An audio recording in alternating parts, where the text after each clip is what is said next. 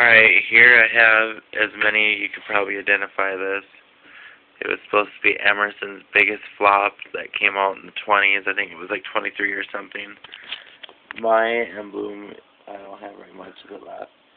I got this on eBay a couple years back for a real good price. Shipping and handling and everything, I got it for $12.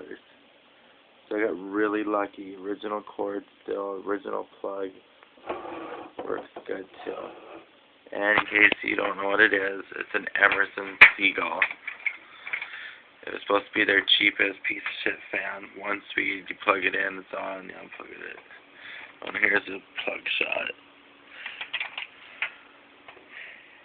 Alright, sorry everyone. I'm trying to do this shit and blah blah blah. Here we go.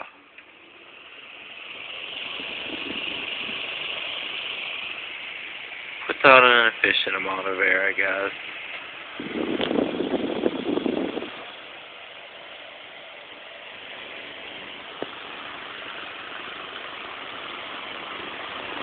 One speed.